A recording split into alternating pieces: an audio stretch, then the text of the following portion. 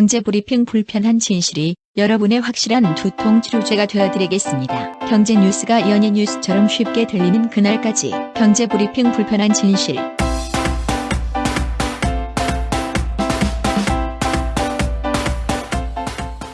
경제브리핑 불편한 진실 5월 16일 순서 시작하겠습니다. 지난 주말에 박 PD는 엄청 바쁘셨겠네요. 이사도 하고 말이야. 예, 이사를 짐을 다 날랐는데 지방에서 비보가 또 날아왔어요. 뭔 일이었어요? 처 이모부님이 돌아가신 거예요. 아이고, 어디신데요? 경남이라서 3시간 반 정도 걸린 것 같아요. 근데 장례식장에 있으면서 저는 아주 처음 보는 광경을 봤거든요. 어떤 광경인데요? 그 상주분이 이제 처 조카인가 사촌 동생인가 이런데 넥센 타이어 아시죠? 유명하죠. 야구단 예. 그 네이밍 스폰서도 하고 있잖아요. 예, 큰 회사를 다니고 있어서 그런지 노조에서 직원들이 나와가지고 그 도우미 역할을 하시는 거야. 아하. 그리고- 저도 가끔 그런 모습 봤어요. 예. 그리고 밥그릇, 물그릇 일회용을 많이 쓰잖아요. 그렇죠. 거기에 넥센 타이어 이렇게 로고를 박아가지고 그러니까 회사 차원에서 그 용품들을 다 지원을 해주더라고요. 그렇죠. 야, 그래서 부럽더라고. 일단 대기업 노조는 이렇게 또 정을 나누는구나. 저는 처음 봤습니다. 제 주위에는 대기업 다니는 사람이 없어가지고. 아, 그렇군요. 예. 저는 몇 번 그런 모습을 봤었는데, 저는 그거 볼 때마다 저도 상당히 부러웠거든요. 대기업, 이래서 다니는구나. 또, 노조, 이래서 가입하는구나. 예. 딱 거기서 느끼게 되죠. 예. 저는 지난 주말에 경북궁 옆에 있는 어린이 민속박물관을 다녀왔거든요. 예. 거기에 뭐가 있었냐면요. 토요일마다 교육 행사가 있어요. 박물관 관련된 선생님이나 강사분이 나와서 애들 상대로 여러 가지 교육을 하는데 그것도 인기가 많아요. 신청해놓고 추첨을 하더라고. 저희도 여러 개 신청해놨는데 하나가 됐어. 그래서 지난주 토요일날 다녀왔는데 강의 제목은 보이지 않는 민속 토닥토닥 위로하기 이렇게 돼 있더라고요. 실은 저희 뭔지 모르고 일단 있는 거 다 신청해놨거든요. 근데 그 중에 하나 얻어 걸린 거예요. 근데 가봤더니만 진짜 이거 신청 잘했다 이런 생각이 들더라고요. 저희 애들 둘과 저희 부부 그리고 저희 어머니까지 모시고 갔었는데요. 거기서 뭘 배웠냐면요. 토닥토닥 위로하기라고 했잖아요. 위로의 중요성과 그 의미 이거를 2시간에 걸쳐서 알려주시더라고요. 예. 단순하게 위로가 뭔지 뭐 이런 뜻풀이가 아니라요. 예전 사람들 민속 박물관이니까 예전 유물들 많잖아요. 특히 가장 슬플 때가 누가 돌아가셨을 때잖아요. 그렇죠. 그때 예전 분들은 옛 어르신들은 어떻게 상대방을 위로했는지 이런 거를 하나하나 설명해 주시는데 들으면서 이런 게 있었구나. 전 처음 알았거든요.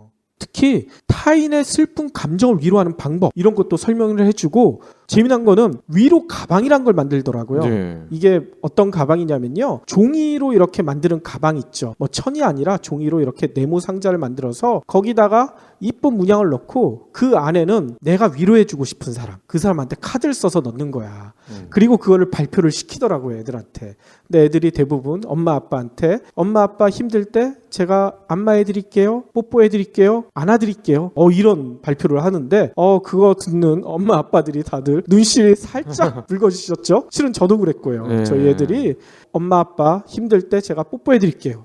이렇게 카드를 써놨어. 진짜 위로가 되더라고요. 우리 딸은 벌써부터 그러던데요. 왜 나를 낳았냐고. 아니 이건 뭔 소리야. 뭐 만사가 귀찮대. 그냥 뭘 해라. 뭐 좀 하면 안 되니 귀찮어. 뭐 이러면서 8살짜리가 아주 그냥 20세 아가씨가 할 말을 하고 있더라고요. 그래요? 그러면 바꿔서 박 PD가 따님을 위로를 해주셔야죠. 토닥토닥. 내가 너 힘들 때마다 안아줄게, 뽀뽀해줄게. 이래야지. 귀찮대. 그것마저도 귀찮대요. 역시 박 PD 피를 받은 것 같아요. 박 PD처럼 전혀 예상치 못한 그런 행동을 하고 있네요. 아우 진짜 큰 인물이 될 것 같아요.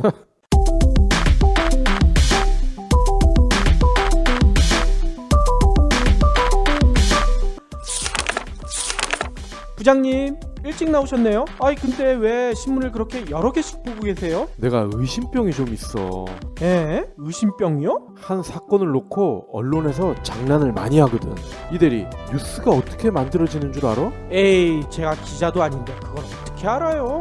이런 순진한 친구를 봤나. 요즘에 계속 뉴스 나오는 어버이연합 알지? 그분들이 정말 애국심으로 그런다고 생각해? 뭐 어르신들이 용돈이나 벌러 나오신 거 아니에요? 그러니까 왜 어른들이 하필 거기서 용돈을 버냐고. 뭐 보수단체니까 보수를 받아야 움직이는 거라서. 아침부터 왜 낮에 개그야. 시민단체가 집회하면은 단신, 어버이연합이 집회하면은 머릿기사, 진보라는 말만 나오면 빨갱이 잣대부터 들이미는 거. 이게 바로 언론이 만드는 프레임이라는 거야.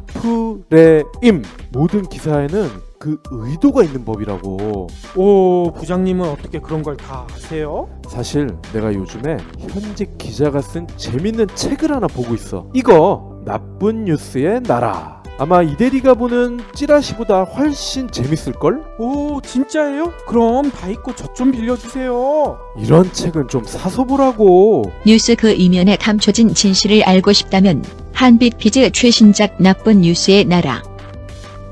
그러면 오늘 꼭 챙겨야 할 경제 브리핑. 옥시 사태가 계속 이어지고 있는데요. 오늘은 옥시가 4년 전에도 제품의 유독성을 알면서도 판매했다. 이런 사실이 또 드러났어요. 4년 전요? 예. 가습기 살균제 때문에 지금 문제가 되고 있는데 원료의 유독성을 4년 전에도 공정거래위 조사 때 이미 드러났다. 이 사실이 추가로 알려졌습니다. 아니 4년 전에 드러났는데 지금까지 뭐 했던 거예요? 그러니까 이건 어떻게 보면은 정부 측, 그러니까 공무원들이죠. 공무원들에게도 이거 책임이 있는 것 아닌가?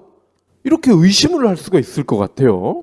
그렇죠. 이거 완전히 직무유기 아니에요? 네, 올해 1월이죠. 특별수사팀을 꾸린 검찰. 이 수사의 핵심 중 하나가 가습기 제조업체들이 유해성을 사전에 알았냐, 몰랐냐 이거잖아요. 좀 더 일찍 수사에 나섰다면 진상규명, 책임자 처벌은 물론이고 아까운 생명을 살릴 수가 있다는 지적이 나오는 거죠. 그래서 그렇겠죠. 공정위가요 2012년입니다 8월에 옥시 래킷 뱅키저의 부당한 표시 행위 이러한 의결서를 만들었다는 거야. 이 의결서를 보면요 옥시가 살균제에 쓰인 폴리헥사메틸렌 구아니딘 PHMG라고 하잖아요. 유해물질이라는 사실을 몰랐다고 주장을 했다 이렇게 돼 있어요. 그런데 공정위 조사에서 옥시는요 이 PHMG를 먹거나 흡입하면 안 된다는 내용이 적힌 물질안전보건 자료를 받은 것으로 확인이 됐다는 거야. 아니 받았는데도 이렇게 했다는 거예요? 그렇죠. 그러니까 이게 독이다 이거를 사전에 알고 있었다는 얘기죠. 의결서에서 공정위는 옥시가 제품 원료에 대한 이 MSDS 내용을 몰랐다고 주장하지만 원료 공급자 등으로부터 제출받은 자료에 의하면 옥시의 이 원료 정보가 이미 제공됐다는 사실을 확인할 수가 있다. 이렇게 친절하게 또 설명을 하고 있습니다. 옥시는 최근 검찰 조사 과정에서 압수수색에 대비해서 2001년부터 2011년까지 약 11년이죠. MSDS 이 자료를 통째로 폐기했다가 적발이 또 되기도 했죠. 아니 그러면 이때 자료를 받은 공무원들 다 소환 조사하고 처벌해야 되는 거 아니에요? 그게 상식일 것 같은데 참 신기하게도요. 환경부 이런 데서는요. 이렇게 얘기를 하고 있어. 제도 미비에 의한 것 그리고 기업 옥시의 잘못에 의한 것인데 이거를 왜 정부 탓하냐 공무원 탓하냐 제도 탓을 해라 이렇게 나오고 있는 거야. 아니 그러면 그 제도는 누가 만들었는데?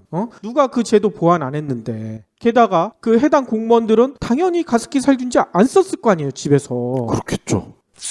최근 부동산 시장이 장난이 아니죠? 네. 전세 가격이 천정부지로 치솟고 있는데요. 이런 자료가 나왔네. 이거 왜 냈는지 모르겠지만 아무튼 자료를 좀 소개해 드리자면 이렇게 돼 있습니다. 4년 전에 아파트를 샀다면 현재 살고 있는 전세값보다 더 저렴한 비용으로 내 집 마련을 할 수 있었다.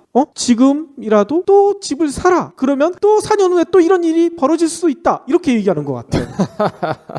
예, 뭐 그렇게 볼 수도 있고 전세가가 앞으로 더 뛸 것이다. 뒷감당은 알아서 해라. 뭐 이런 것 같아요. 그러니까 아무튼 이 자료는요. 부동산 114가 발표를 했는데요. 여기에 따르면 서울을 비롯한 수도권과 5대 광역시 그러니까 부산, 대구, 광주, 대전, 울산 이 지역에 있는 아파트 5채 중 한 채는요. 현재 전세 가격이 4년 전 매매 가격 수준을 웃도는 것으로 나타났다. 이렇게 밝히고 있어요. 서울과 수도권 그리고 5대 광역시에 있는 아파트 490만 여채 이거를 대상으로 조사를 해봤나 봐요. 이달 전세 가격과 4년 전 매매 가격을 비교한 결과 88만 가구, 그러니까 18%죠. 이 가구의 전세금이 4년 전 아파트 값과 같거나 더 높아졌다. 뭐 이런 얘기입니다. 특히나 5대 광역시 있죠. 지방의 큰 예. 도시들. 여기는 이 비율이 무려 33%에 달았대요. 부동산 114에선 이렇게 설명해요. 주택임대차 시장의 월세화와 대규모 재건축에 따른 이주 수용 이런 것 때문에 극심한 전세 풍기 현상이 빚어져서 이런 현상이 나타났다. 이렇게 설명하고 있어요. 그러니까 매매가보다 전세가가 훨씬 많이 올랐으니까 앞으로도 이럴 가능성이 크니까 집을 사세요. 이런 뉘앙스를 풍기는 것 같아요. 그러니까 말이에요. 그런데 생각해보세요. 집을 샀는데 그 집에 대한 세금은 어찌할 것이며 앞으로 부동산 가격이 현재보다 떨어지지 않을 거란 보장이 어디 있나요? 네. 요새 미세먼지 많다고 저희가 자주 말씀을 드렸는데 환경 관련 순위를 조사를 했어요. 근데 우리나라가 180개국 중에서 무려 173위. 이거 좋다는 얘기죠? 후지다는 거죠. 후지자는 얘기예요? 공기질이 사실상 꼴찌다. 그런 얘기죠. 아니, 우리나라 공기 좋다고 예전부터 소문이 나던 나라인데 이게 말이 돼요? 그건 예전이죠. 예의지국이라고 평가받던 조선 때 얘기지. 그래요? 오늘 미국 예일대, 컬럼비아대 공동 연구진이 환경성과 지수라는 인덱스를 발표를 했네요. 근데 우리나라는 공기질 부문에서 100점 만점에 45점. 이거 낙제인데? 낙제죠. F야 F. 180개국 중에서 173위인데 이 환경성과 지수라는 건요. 환경, 기후변화, 보건, 농업, 해양 분야 등에서 20여 개의 항목을 활용을 해서 국가별 지속 가능성을 평가한다고 합니다. 2년마다 세계 경제 포럼에서 공표가 되는데요. 초미세먼지 노출 정도가 33점, 174위. 중국은 2.26, 20점이 아니라 2점에 2점. 당연히 꼴찌고요. 이산화 질소에 노출되는 정도, 벨기에, 네덜란드와 함께 공동 꼴찌. 벨기에, 네덜란드도 공기가 안 좋네. 이산화 질소에 노출되는 정도에서는 이 두 나라가 의외로 꼴찌였어요. 전반적으로 보면요, 우리나라가 중위권에서 하위권에 있는데 유럽 국가는 종합해서 이 정도에 있는 나라가 단 한 군데도 없대요. 그래요? 우리랑 어깨를 나란히 하는 나라들이 아프리카, 남아메리카. 1위가 어딜까 봤더니 핀란드로 나타났어요. 그리고 뒤를 이어서 아이슬란드, 스웨덴, 덴마크, 슬로베니아. 주로 북쪽에 있는 애들이죠. 그렇군요. 80위에서 후반 중하위권이 우리나라가 껴있는데 이쪽에는 유럽이 하나도 없다는 거죠. 그러니까 벨기에, 네덜란드는 이산화 질소만 꼴찌인 거예요. 아무튼 미세먼지 나쁘다 얘기는 들었지만 우리나라가 꼴찌일 줄 처음 알았네. 저는 알고 있었어요. 최근에 주변에서 이런 질문 많이 하시더라고요. 달러 지금 사도 될까? 예전에 저희가 방송에서 한번 말씀드렸었죠. 네. 진짜 여윳돈이 있으시다. 딴 데 투자하지 마시고 달러에 투자하시라. 근데 그 다음에 진짜 달러가 엄청 올랐잖아. 그렇죠. 그래서 저희 덕분에 돈을 버셨다는 분들이 주변에 꽤 계셨어요. 그래서 술도 사주시겠다 이런 분들도 계시긴 했고, 근데 실제 사주신 분은 없더라고. 말로만 그러더라고. 이참에 이 PD님도 성적표를 좀 공개하시죠. 저도 당연히 제가 전망했던 거에 대한 확신이 있었기 때문에 저도 당연히 달러와 예금 가입했어요. 네. 그 다음에 저도 짭짤하게 해서 2등을 올렸는데, 문제는 제가 돈이 없잖아요. 네. 워낙 쬐끔 샀어요. 여윳돈이 있어야지 왕창 사지. 살림살이에는 큰 도움은 안 됐다. 큰 도움이 안 되고요. 책 몇 번 더 살 정도, 이 정도 수익밖에 못 올렸죠. 조금 아쉽긴 한데 어쩌겠습니까. 그래서 그런가 달러와 예금이요, 국내에서 역대 최고치를 기록했대요. 저희 방송 듣고 다 샀나 봐. 한국은행이 오늘 2016년 4월 말 외국한 은행의 거주자 외화 예금 관련된 자료를 발표를 했어요. 여기에 따르면요, 외화 예금 잔액이요 620억 4천만 달러. 엄청 많죠. 전월 대비 14억 7천만 달러가 증가했다. 이렇게 나왔어요. 지난 10월부터 올 2월까지 넉 달 연속 감소하다가요, 3월 증가세로 전환된 후 2달 연속 상승하고 있다고 합니다. 달러 예금이 늘고 있다. 이 얘기는 달러화의 가치가 오를 거라고 생각하는 사람들이 늘어나고 있다. 이렇게 보면 되는 거 아닌가요? 그렇죠. 반면에 위안화 있죠. 예. 중국 경제에 대한 요즘 의문점이 많이 제기가 되고 있잖아요. 그렇기 때문인지 위안화 예금은 좀 감소했대요. 위안화 예금이요 24억 6천만 달러인데 이는 한 달 전보다 22억 5천만 달러 감소한 수치라고 합니다. 어휴, 그러면 이게 반타작 난 거네요. 그러니까 이거 유추해 보면 이렇게 될 것 같아요. 돈 있는 사람들이 위안화 예금에 있던 돈을 빼서 달러 예금을 산 게 아닌가. 이렇게 추측이 가능하죠. 아무튼 돈이 있으니까 이렇게 투자도 하지 저처럼 돈 없는 사람은 그냥 용돈벌이밖에 못하는 거예요. 다음 소식입니다. 아기들이 울 때 꼭 아기가 아니더라도 미취학 아동이라고 하죠. 얘들이 울 때 여러분들은 어떻게 하고 계신가요? 혹시 스마트폰을 살짝 손에 쥐어주진 않으시나요? 저는 아니지만 제 주변에 보면요. 미취학 아동 아니더라도 취학 아동도 지어주더라고. 그리고 실제로 식당 가보면요. 엄마 아빠들이 아이들이 울거나 떼를 쓰거나 이러지 말라고 미리 스마트폰을 쥐어주시는 분들이 계시는데 이게 굉장히 나쁘다고 합니다. 그러니까 그럴 것 같아요. 왜냐하면 어린이일수록 스마트폰 중독이 훨씬 빠르고 깊이 된다고 그래요. 미래창조과학부가 발표를 했습니다. 작년 스마트폰 인터넷 과의존 실태 조사 결과입니다. 성인 스마트폰 중독 고위험군은 2%밖에 안 된대. 근데 유아는 2.5%. 그러니까 성인보다 0.4%포인트가 높아요. 작년 9월, 10월 전국에 만 3세에서 59세 스마트폰 유저를 대상으로 조사한 결과인데요. 만 3세에서 9세 유아 아동을 조사한 거는 이번이 처음이래요. 오호. 일단 금단 현상, 내성, 일상생활 장애 세 가지 증상이 고로 나타나면요. 이게 고위험군이라는 거야. 이 중에서 한 가지나 두 가지 증상을 보이면 잠재적 위험 사용자군으로 분류가 된대요. 아니 유아들이 스마트폰 못 보면 금단 현상이 나타나요? 뺐으면 줄 때까지 우는 거야. 이야. 그리고 좀 컸잖아요. 뺐잖아. 막 삐져. 말을 안 해. 밥을 안 먹는데. 그런 거죠. 엄마를 이유 없이 때리고 막. 엄마를 때린다고? 전화기 뺏고 그러면은 스마트폰에 중독되는 나이가 갈수록 어려지고 있다. 이게 결론입니다. 그래서 혹자는 이런 얘기도 해요. 미성년자에 한해서 투지폰 사용을 의무화해야 되는 거 아니냐. 이 나라의 미래를 위해서 필요하다. 아니 그럴수록 애들은 지 스마트폰 안 쓰고 엄마 거 쓸 거 아니에요. 제로시대. 산업의 모든 경계가 무너지고 있습니다. 기업의 핵심 자산은 부채로 바뀌고 있습니다. 여러분이 알고 있는 경영 상식은 이미 파괴되고 존재하지 않습니다. 제로시대. 호황기를 기다리지 마라. 호황기는 절대 돌아오지 않습니다. 지금까지와는 전혀 다른 방법, 새로운 전략을 찾아야만 합니다. 국내 프리미엄 경영 전문 매거진 동아 비즈니스 리뷰 김남구 편집장이 전하는 새로운 생존 공식은 제로시대에서 보실 수 있습니다. 비즈니스북스에서 출간된 제로시대는 서점에서 절찬 판매 중입니다.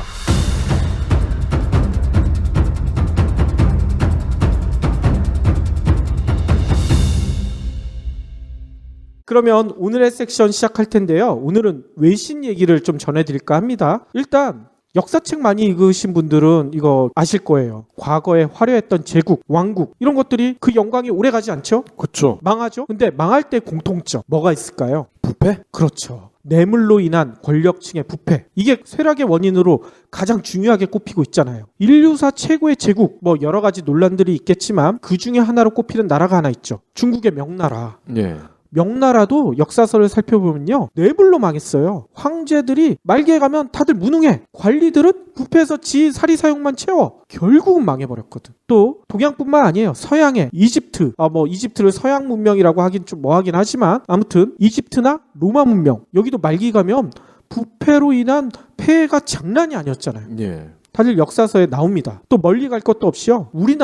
우리나라도 조선시대 말기, 고려시대 말기 보면 장난이 아니었잖아. 거의 현재 한 도 정도의 크기, 예를 들어 경상남도 정도의 크기를 한 집안이 다 장악하는 그런 경우까지 생겼잖아요. 관직을 돈으로 팔고 그랬죠. 그렇죠. 최근에 이런 일들이 있대요. 이런 역사의 교훈에서 이제 좀 깨달았나 봐. 국제사회가 이런 뇌물 때려잡자, 반부패를 강력하게 추진하자 이런 얘기가 전 세계적으로 나오고 있대요. 특히나 최근에 이게 있었죠. 파나마 페이퍼스. 예. 유명 인사들의 탈세와 재산 은닉 정황 이게 그냥 드러나 버렸잖아. 그래가지고 사상 첫 반부패 정상회의가 최근에 열렸대요. 뇌물로 망했던 과거의 역사를 더 이상은 반복하지 않겠다. 뭐 이런 의지가 담겨 있는 것 같아요. 이게 뭐냐면요. 영국 총리 있죠. 데이비드 캐메런 총리가 제안을 했어. 반부패 정상회의를 열자. 그랬더니 40개국이 여기에 대해 화답을 했어요. 그래가지고 얼마 전 영국에서 이 회의가 열렸거든요. 근데 문제는 이건 거예요. 이번 회의가 얼마나 실효성을 거둘 수 있느냐. 아니 40개국 그래도 전 세계 내놓으라 하는 나라들이 다 모였는데 왜 벌써 이런 얘기가 나오고 있을까요? 일단 영국에서는 이렇게 제안을 했대요. 자국에서 부동산을 구매하는 해외 기업 실소유주를 공개하는 강력한 반부패 정책을 도입하겠다. 오, 생각보다 세죠? 예. 그런데 이 같은 조치에 동참한 국가가 요번에 반부패 정상회의에 참가한 국가들 중에 몇 안 돼. 참가를 했는데 그냥 자리만 채운 거예요. 실제로 여기에 동참하겠다고 한 국가는 영국을 제외하고는 5개 국가. 프랑스, 네덜란드, 나이지리아, 케냐, 아프가니스탄. 허허. 근데 프랑스, 네덜란드까지는 좀 이해가 가지만 좀 뒷나라들은 잘 이해가 안 가죠? 예. 아무튼 이 나라도 참석하겠다고 했대요. 그리고 호주, 아일랜드, 노르웨이 뭐 이런 6개국은 참석해야 될지 안 해야 될지 좀 고민된다. 유보를 했어요. 그러면 세계 최강인 미국은 아예 참석 못하겠대. 특별한 이유도 밝히지 않았어요. 또 궁금한 나라가 있겠죠. 우리나라도 이번 회의에 참석을 했거든요. 근데 이 반부패 정책에 동참을 했을까요? 안 했을까요? 안 했을 것 같아요. 안 했어요. 그래가지고 영국에서 카메런 총리가 이렇게 제안을 해서 사상 첫 반부패 정상회의가 열렸는데 아까 얘기대로 실효성이 떨어질 것 같다. 이런 우려가 나오고 있다고 합니다. 실제로 이번에 파나마 페이퍼스 때문에 문제가 됐던 케이만 군도의 금융회사에 있거든요. 케이만 파이낸스 여기 대표가 이 회의에 참석을 했대. 그래서 이렇게 얘기를 했어요. 주요 20개국, 그러니까 G20이죠. 그리고 주요 글로벌 금융센터가 모두 실소유주를 담은 기업 명부 신설에 참여할 때만 효과를 거둘 수 있을 것. 이렇게 지적을 했는데 지금 영국 포함해서 6개 국가만 한다잖아. 실효성이 없다는 얘기인 거예요. 부패 방지를 위해 국제사회 공조의 필요성은 날로 커지는 상황인데 각 국가들은 대응 안 하겠대. 소극적이에요. 강력한 반부패 공동정선 이번엔 나올 수 있을 거라고 여러 군데서 전망이 나왔지만 그 전망이 다 깨져버린 거야. 이미 전문가들은 이 회의가 개최되기 전부터 이거 잘 되겠어? 되게 회의적이었대요. 뭔 얘기냐면요. 최근에 피파 있죠. 예. 국제축구연맹. 여기가 사법당국의 수사를 받았어요. 왜? 부패가 너무 만연해 있으니까. 부패 온상이라고 지적을 받고 있어. 근데 피파도 이번 회의에 참석을 안 했어요. 또 파나마, 영국령 버진 아일랜드 이런 조세회 피조 국가들 이번 회의에 아예 참석 난 못해. 거부를 해버렸어. 부패로 먹고 사니까 그래서 그런 거 아니에요? 당연하겠지. 그렇지만 좀 개가천선을 해야 되는데 이게 다 망하자는 얘기도 아니고 참석을 안 해버렸다는 거야. 참담한 현실이지만 캐런 총리는 반부패 계속하겠다. 의지를 굽히지 않고 있대요. 뭐라고 했냐면요. 이 회의에서 캐메런 총리는요. 누가 무엇을 소유했는지 모른다면 가난한 나라에서 돈을 훔쳐서 훔친 돈을 부자 나라에 숨기는 행위를 결코 중단시킬 수 없다. 그래서 5나라가 회사 소유권을 등록 제도를 만들고 6나라 이상 비슷한 제도를 만들기로 논의를 시작한 게 중요하다. 이제 이들 나라에서는 모든 사람이 누가 무엇을 소유하고 통제하는지 알게 된다. 이렇게 강조를 했어요. 적은 나라지만 일단 시작이 중요하다 이렇게 얘기를 한 거예요. 그렇지만 이게 좀 미미하잖아. 이들 나라 가지고만은 특히 미국이 빠졌고 우리나라도 빠졌는데 무슨 효과가 있겠어요. 그렇죠. 그리고 이런 케이만 군도 조세 회피 지역이 들어가줘야 회피를 안 할 거 아니에요. 그러니까 말이에요. 그런데 좀 이런 의문도 생기실 거예요. 도대체 이런 회의가 왜 열렸을까? 일단 파나마 페이퍼스 때문인가? 이렇게 생각하시는 분들이 많으실 거예요. 왜냐하면 유명인들 조세 회피, 그다음에 재산 은닉 이게 워낙 화제가 많이 됐었으니까. 예. 그런데 전문가들은 파나마 페이퍼스는 빙산의 일각이다 이렇게 지적하고 있어요. 왜냐하면 훨씬 더 많은 부패가 있다는 거야. 더 큰 실체가 있다는 얘기예요. 이건 혹시 음모론인가요? 음모론이 아니에요. 팩트인가요? 팩트예요. 이번 회의에 앞서서 국제통화기금이 보고서를 하나 공개를 했거든요.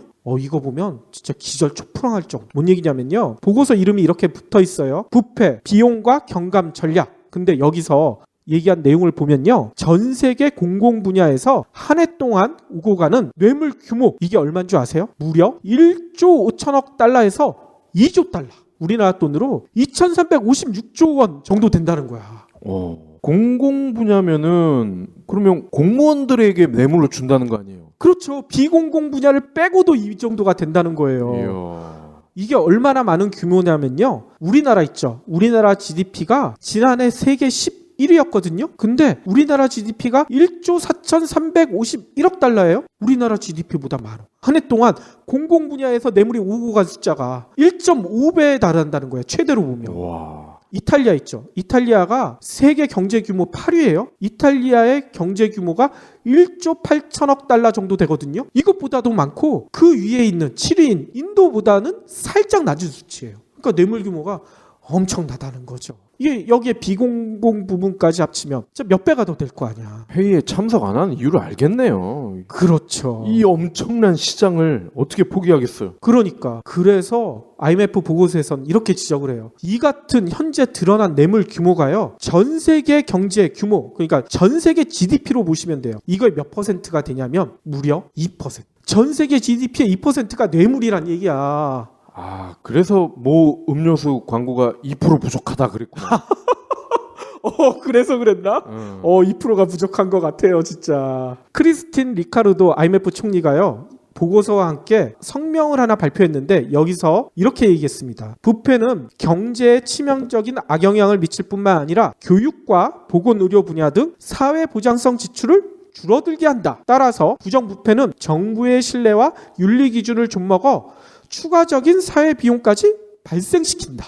이렇게 지적을 했어요. 그러면서 이 리카르도 IMF 총리가 싱가포르에 얼마 전에 돌아가신 리관유 총리 예까지 들었습니다. 뭐라고 들었냐면요. 리관유 총리는 싱가포르의 부패가 만연하던 시기에 부패에 대한 무관용 정책을 실시해 경쟁력이 있는 국가를 건설하는데 성공했다.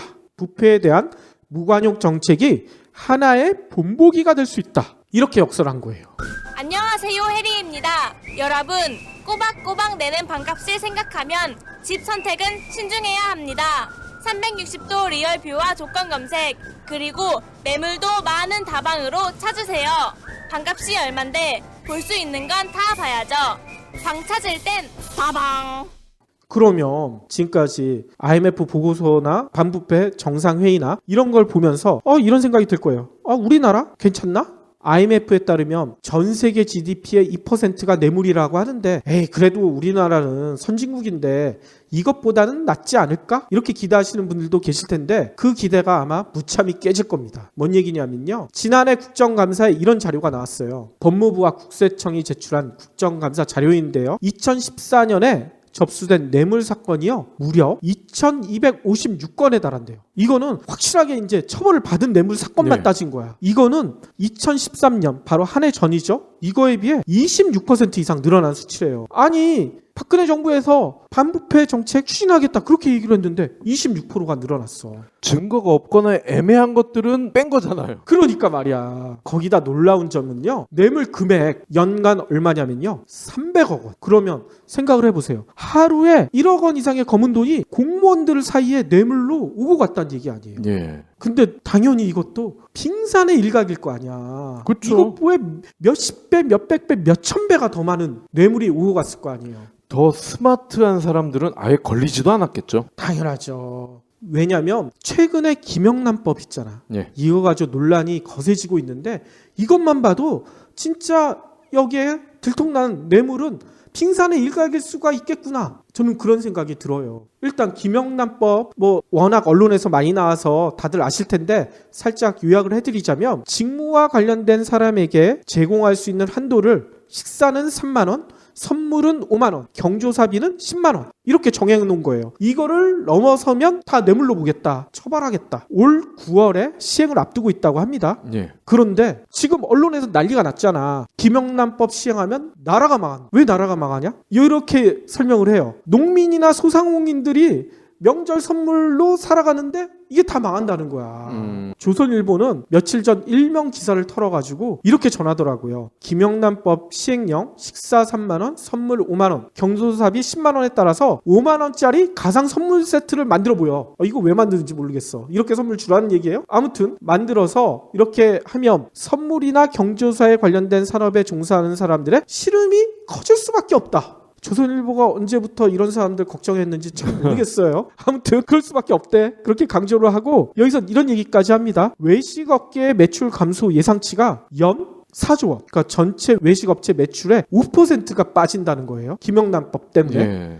또 한우 선물 이렇게 많이 하나요? 아무튼 한우 매출 감소 추정치는 연 1조 원. 와, 우리나라 사람들이 한우를 1조 원씩이나 먹나요? 이런 사람들이 그렇게 보냈나 보죠, 뭐 누군가에게. 그래서 얼마 전에 노회찬 정의당 원내대표가 사이다 같은 발언을 하나 쏟아냈잖아. 뭐라고 했냐면요. 이 김영란법 관련된 논란이 있다는 것은 지금 대한민국이 뇌물공화국이란 것과 다를 바가 없다. 그렇다면 김영란법의 필요성이 더 커지는 게 아닌가. 이렇게 강조를 한 거예요. 그렇죠. 또 몇몇 지각 있는 언론에서도 이렇게 지적을 하더라고요. 한국일보에서는 김영란법이 민생을 흔든다 하고 물음표를 해놨어. 여기 칼럼에서 뭐라고 지적을 했냐면요. 반부패법 시행만으로 농수축산상가가 다 망하고 식당들이 줄줄이 문을 닫고 국가 경제가 휘청거린다면 과연 그게 정상적인 나라인가? 김영란법에 정작 보완해야 할 것은 사적 이익을 추구하는 행위를 근본적으로 막기 위한 이해충돌 방지 조항이 빠진 점이다. 더 강력하게 해야 된다. 이렇게 지적을 한 거죠. 네. 아니 근데 상식적으로 생각을 해보면요. 식사 3만 원, 선물 5만 원, 경조사비 10만 원. 이 정도면 굉장히 합리적인 것 같거든요. 그렇죠. 뭐 예를 들어서 경조사비를 10만 원이 아닌 20, 30을 낼 수밖에 없는 환경이다. 그럼 내는 사람 입장에서는 굉장히 괴롭지 않겠어요? 그러니까 말이에요. 게다가 그 경조사비를 내는 이유가 있을 거 아니에요. 그러니까. 그냥 그 사람 너무 불쌍해서 그 사람 너무 힘든 것 같아서 결코 그러진 않을 거란 말이에요. 내는 목적은 내가 하고 있는 사업, 내가 하고 있는 이런 역할 계속 좀 잘 뒤비를 봐달라. 이런 목적 없이 이것보다 이상 내는 사람이 어디 있겠어요.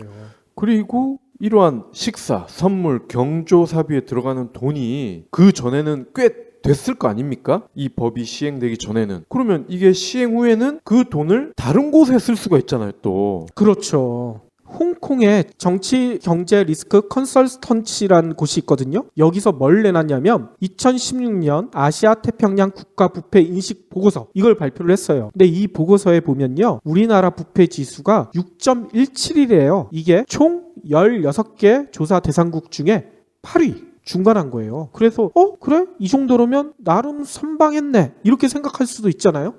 우리나라 부패가 그래도 아시아 태평양 국가 중에서는 중간이니까. 그런데 이 보고서에는 어떤 내용이 있는 줄 아세요? 한국을 절대 점수 기준으로 중간 수준이라고 보면 안 된다. 오히려 부유한 선진국으로서 한국이 저개발국에서나 나올 법한 최악의 부패 지수를 받는 것은 부끄러운 일이다. 이렇게 지적을 한 거야. 아니 그리고 아태라고 했잖아요. 아태. 그럼 아태 하면은 경제력이나 이런 걸 봤을 때 중국, 한국, 일본 그리고 호주 4개밖에 없잖아. 그러니까 그러면- 나머지 나라는 다 예. 그런데 중국은 공산당이 있고 그럼 3개 남는데 최소 3등을 해야 정상 아니에요?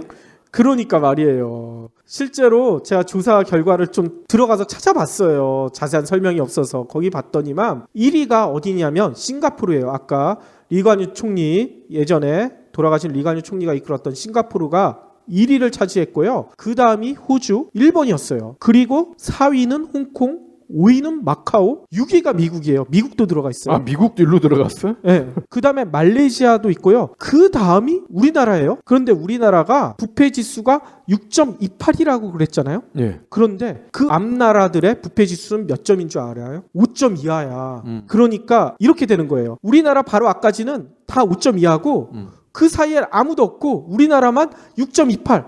확 커지는 거야.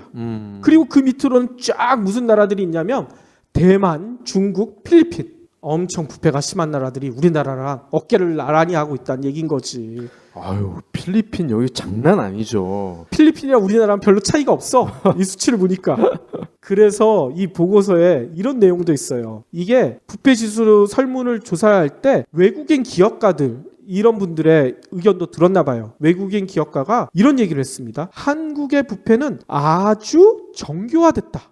깊이 보지 않으면 부패가 적다는 결론을 낼 수도 있는데 이는 매우 잘못된 판단이다. 정부 관료나 바이어들은 외국인 기업가들에게 직접적으로 돈을 요구하지는 않지만 한국인 사이에서는 뇌물은 흔한 문화다. 이렇게 지적을 했어. 이 기업가도 당연히 김영란법 이상에 해당되는 이런 뇌물이 오고 가는 선물이 오고 가는 걸 봤으니까 이런 얘기를 할 거 아니에요. 그렇죠.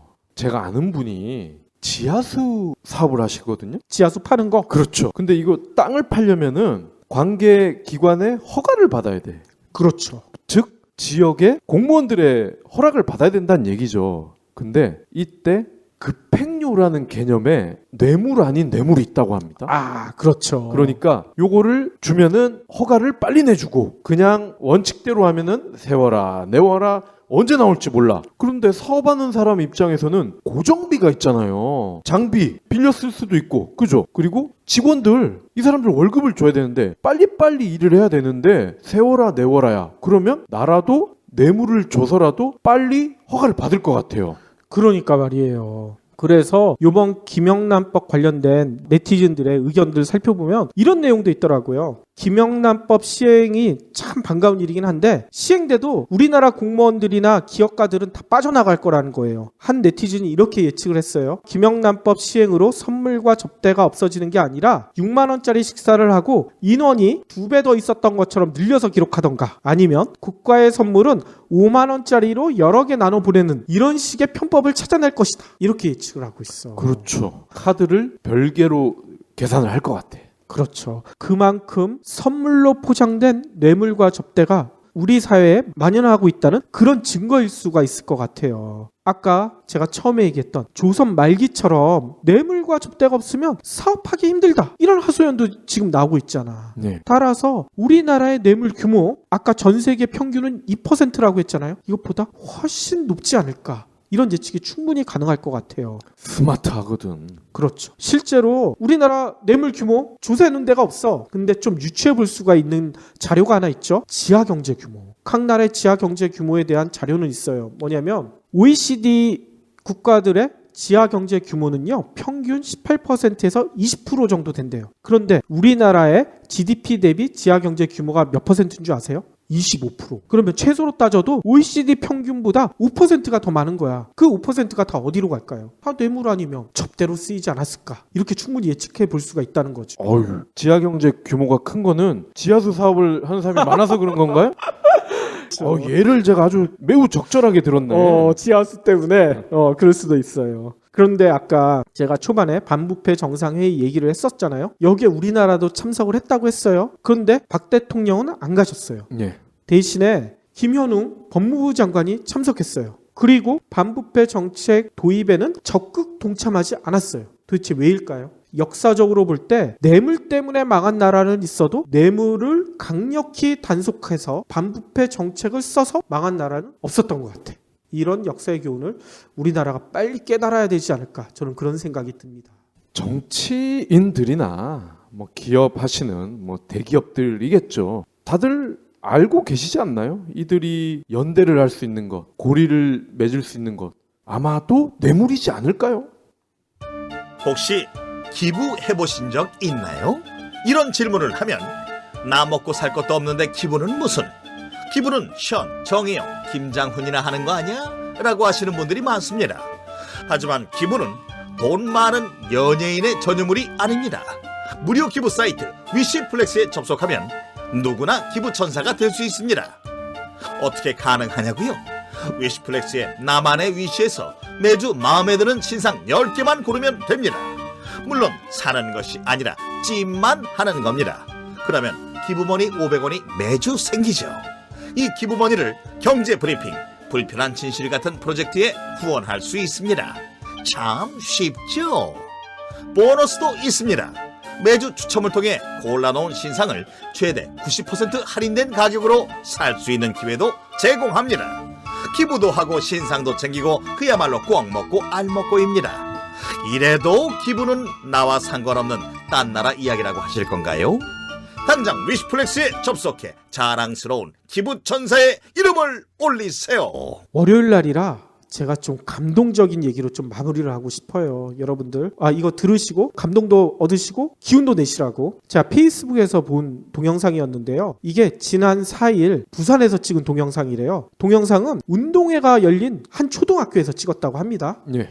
달리기 시합을 하고 있었대요. 근데 6학년생 5명이 열심히 달리는 거야. 근데 앞서 나가던 2명이 달리다가 갑자기 한 명이 자빠졌어. 그리고 뒤에 있던 학생들이 앞으로 나가기 시작했고요. 근데 문제는 갑자기 학생들이 한 몇 발짝 나가다가 다 멈춰서, 그리고 앞에 뛰어가다가 자빠진 학생한테 가는 거예요. 뭐라고 냈는지 모르겠지만 이렇게 친구를 다시 일으켜 세우고 토닥토닥 해주고 얘네들이랑 뛰는데 놀랍게도 손을 잡거든요. 5명이서. 그리고 결승점을 5명이 손을 잡고 함께 통과를 해요. 초등학교 운동회에서 이 보던 사람들이 다 박수를 친 거예요. 우레와 같은 박수를. 이 동영상을 페이스북이나 트위터 같은 SNS에서 본 네티즌들도 다들 감동한 거야. 이 어린 학생들이 어떻게 이렇게 놀라운 행동을 할 수가 있었을까? 2인 삼각 경기 아니에요? 아니, 2인 삼각 경기 아니라니까요. 5명이라니까. 삼각도 아니고. 아무튼 치열한 경쟁을 요구하고 1등만 강조하고 이런 세상 속에서 어떻게 학생들이 이런 따뜻한 배려와 우정을 배우고 있는지 진짜 놀랍다는 생각이 들고요. 이 5명의 학생들에게 진짜 박수를 쳐주고 싶어요. 그리고 이 학생들은 우리나라의 진짜 큰 인물이 되지 않을까, 이런 기대도 해봅니다. 저 2인 삼각 하다가 끈이 풀렸는데 다시 결승점 가서 그게 생각이 난 거야. 아니, 그냥 달리기였다니까. 경제브리핑 불편한 진실 완주해 주셔서 감사합니다. 하트 2척, 댓글 남기기, 계좌 후원 등 다양한 방법으로 힘을 보태주세요. 계좌 정보는 경제브리핑 팟빵 공지 코너에 있습니다.